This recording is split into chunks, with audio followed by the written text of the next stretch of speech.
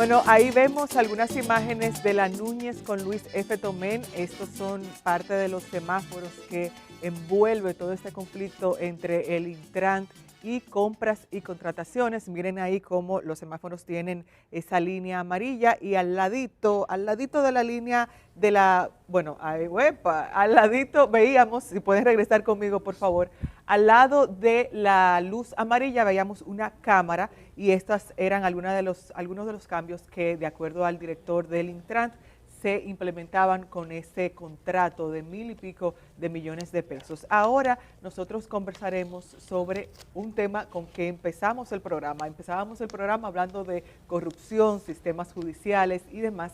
Y tenemos aquí en este set a dos invitados que vienen a presentarnos una conferencia magistral sobre la penalización de la corrupción en América Latina y otros temas. Por un lado, tenemos aquí al señor Luis Rodolfo Ramírez García. Él es doctor, vicepresidente de Instituto de Estudios Comparados en Ciencias Penales de Guatemala. Y también tenemos a su lado, si pueden por favor, bueno, ahí está, al lado del señor Luis Rodolfo tenemos a Rafael Menoscal, quien también es experto en estos temas de legislaciones, corrupción y demás. Y por igual edita esta revista llamada País Dominicano Temático. Saludos y muchas gracias a ustedes por estar aquí. Gracias a ustedes. Yo decía que empezábamos el programa nosotros hablando sobre corrupción, sistemas judiciales, estos casos bastante grandes y complejos que lleva República Dominicana. ¿Cómo es, señor Luis Rodolfo, la experiencia en Guatemala y con la experiencia que usted también tiene en América Latina?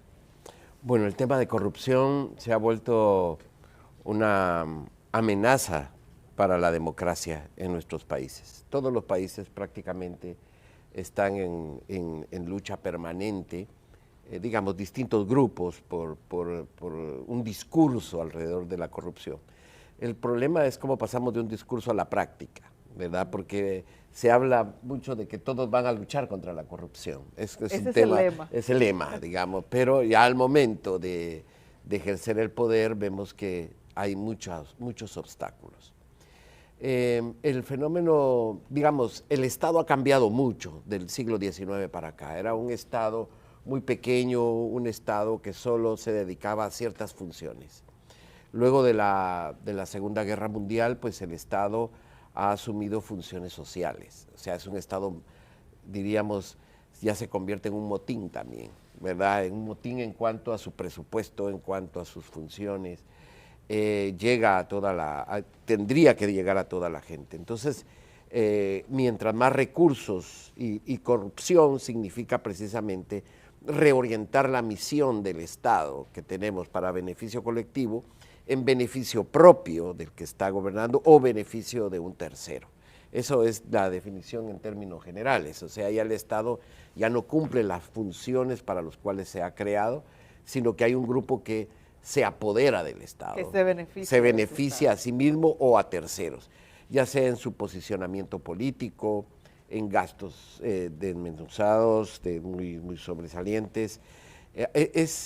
En América Latina podemos ver figuras de políticos que están haciendo proselitismo en vehículos muy caros, llegan en helicópteros a zonas marginales.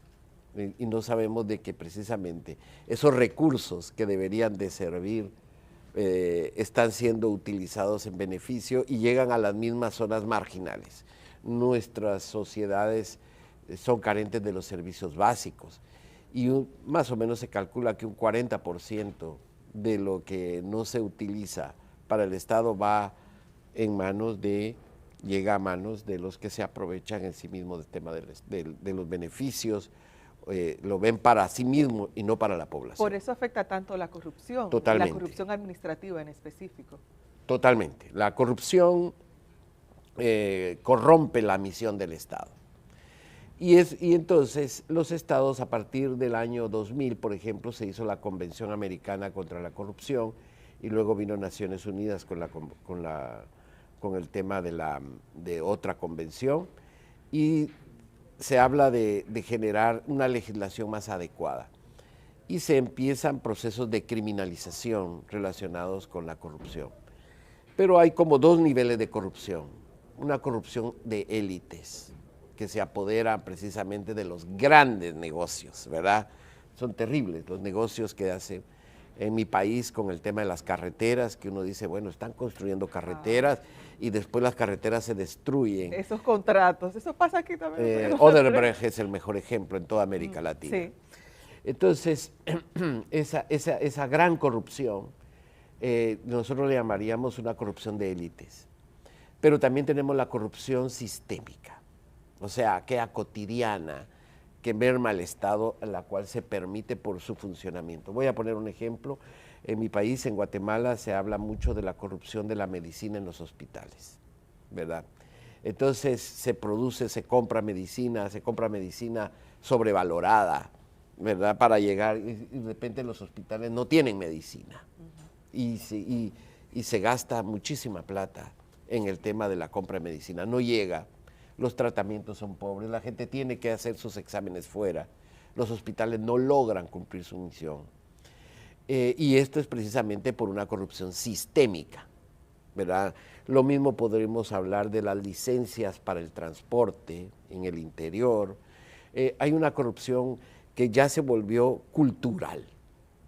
Esa es una corrupción que le llamaríamos sistémica y es una manera de abordarlo. A veces los nombramientos para puestos, las compras de plazas, públicos. Los funcionarios.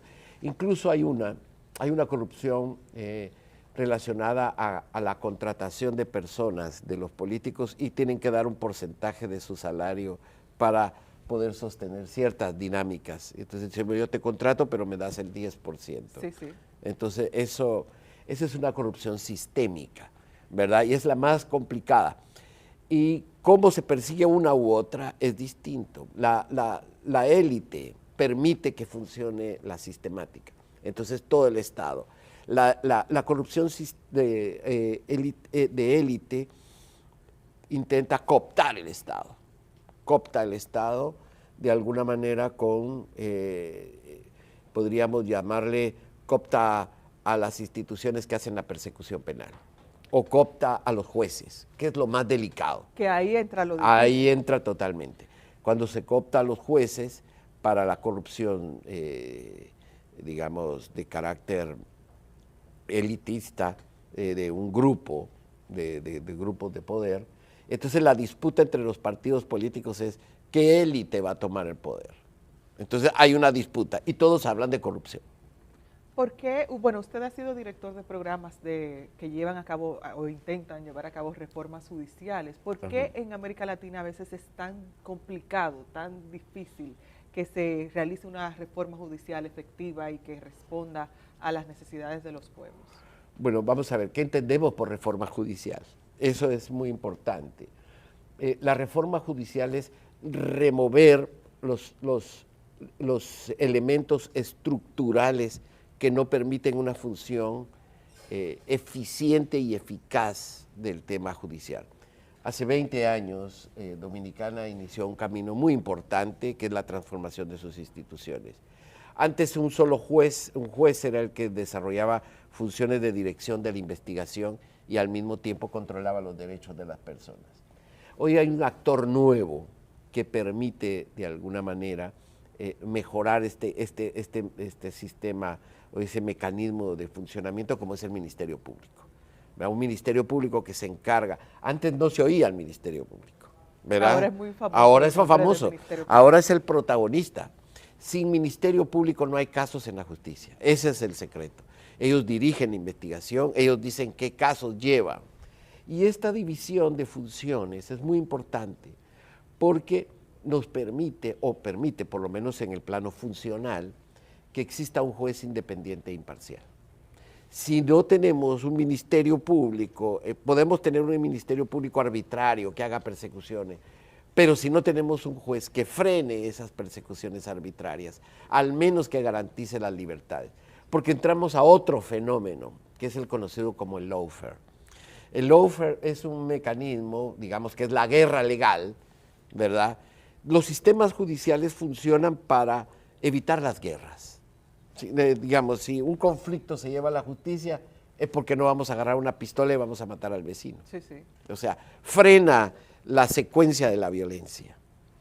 Entonces, lo que nosotros tenemos ahora muchas veces es una persecución política. Eso fue lo que dijo la expresidenta Cristina Kirchner. Ella alegó en sus declaraciones el lawfare, esta guerra.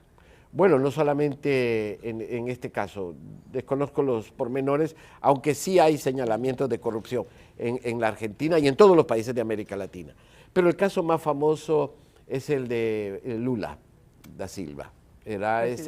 Es un caso de lawfare en el cual casi muchos presidentes, el que se lanza para presidente sabe que corre un riesgo después de que sale de presidente a que lo persigan penalmente.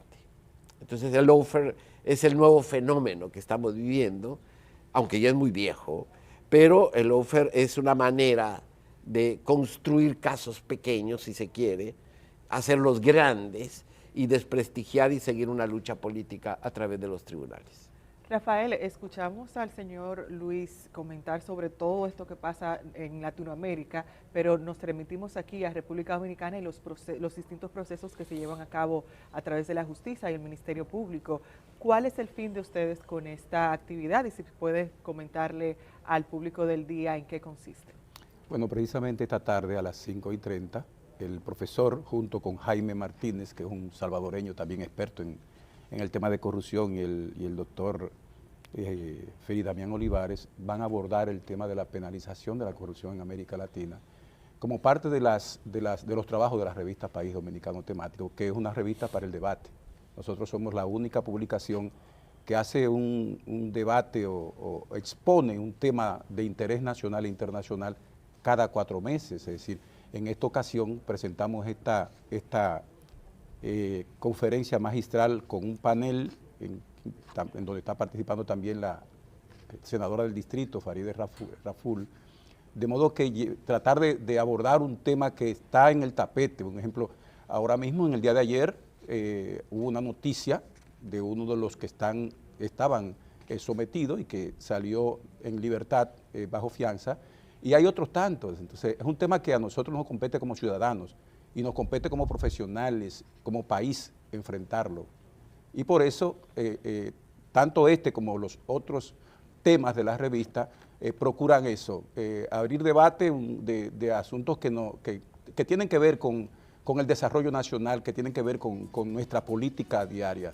El profesor Luis Ramírez García es un reconocido jurista guatemalteco, y pienso que va a aportar mucho a dar alguna señal, algunas luces en torno a este tema. Bueno, iniciábamos el programa comentando sobre estos temas y lo finalizamos también con la presencia de ustedes, viendo una perspectiva ya un poco más amplia con lo que sucede en América Latina. Agradecemos al doctor Luis Rodolfo Ramírez García y también a este experto Rafael Menoscal por su presencia aquí en el día. Muchas gracias a ustedes por estar aquí. Nosotros llegamos hasta este momento, pero les dejamos con el doctor Luis Vergés. Hasta mañana.